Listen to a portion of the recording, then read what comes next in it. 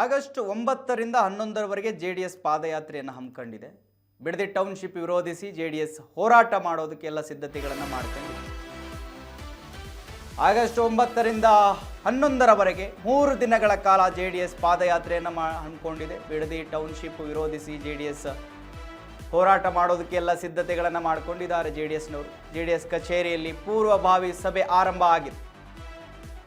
ಸುರೇಶ್ ಬಾಬು ನಿಖಿಲ್ ನೇತೃತ್ವದಲ್ಲಿ ಮೀಟಿಂಗ್ ನಡೀತಾ ಇದೆ. ಪೂರ್ವಭಾವಿ ಸಭೆಗೆ ಆಗಮಿಸಿದ್ದಾರೆ ನಿಖಿಲ್ ಕುಮಾರಸ್ವಾಮಿ ಅವರು. ಶಾಸಕರು, ಹಾಲಿ ಮತ್ತು ಮಾಜಿ ಸಚಿವರು ಸಭೆಯಲ್ಲಿ ಭಾಗಿಯಾಗಿದ್ದಾರೆ. ಸಭೆಯಲ್ಲಿ ಪಾದಯಾತ್ರೆ ಮತ್ತು ಪ್ರತಿಭಟನೆ ಬಗ್ಗೆ ಚರ್ಚೆ ಆಗುತ್ತೆ. ಸಭೆ ಬಳಿಕ ಸುದ್ದಿಗೋಷ್ಠಿ ನಡೆಸ್ತಾರೆ ಜೆಡಿಎಸ್ನವರು. ವೀಕ್ಷಕರೇ,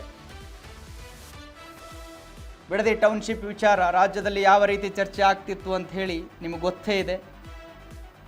ರೈತರ ಭೂಮಿಯನ್ನು ಕಬಳಿಸೋದಕ್ಕೆ ಹೊರಟಿದೆ ಸರ್ಕಾರ ಅಂಥೇಳಿ ಅಲ್ಲಿನ ರೈತರು ಆಕ್ರೋಶ ವ್ಯಕ್ತಪಡಿಸ್ತಾ ಇದ್ರು. ಅದಕ್ಕೆ ಬೆಂಬಲವನ್ನು ಕೊಟ್ಟಿದ್ದಾರೆ ಜೆಡಿಎಸ್ನವರು ಮತ್ತು ವಿರೋಧ ಪಕ್ಷದವರು. ಸೊ ಇವಾಗ ಪಾದಯಾತ್ರೆಯನ್ನು ಮಾಡ್ತಾ ಇದ್ದಾರೆ ಜೆಡಿಎಸ್ನಿಂದ 9ರಿಂದ 11ನೇ ತಾರೀಕು 3 ದಿನಗಳ ಕಾಲ ಭೈರಮಂಗಲದಿಂದ ಬೆಂಗಳೂರಿನ ವಿಧಾನಸೌಧದವರೆಗೂ ಪಾದಯಾತ್ರೆ ಮಾಡ್ತಾರೆ. ಅದ ನಂತರ ವಿಧಾನಸೌಧ ಚಲೋ ಹಮ್ಮಿಕೊಂಡಿದ್ದಾರೆ. ಸೊ ಅದಕ್ಕೆ ಪೂರ್ವಭಾವಿ ಸಿದ್ಧತೆಗಳನ್ನು ಮಾಡ್ಕೊಳ್ತಾ ಇದ್ದಾರೆ. ಮೀಟಿಂಗ್ ಇದೆ, ಮೀಟಿಂಗ್ನಲ್ಲಿ ಚರ್ಚೆ ಆಗುತ್ತೆ.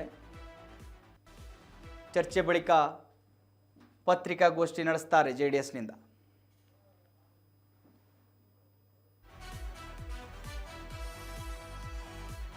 ವೀಕ್ಷಕರೇ, ಜೆಡಿಎಸ್ನಿಂದ ಮೀಟಿಂಗ್ ಆರಂಭ ಆಗಿದೆ.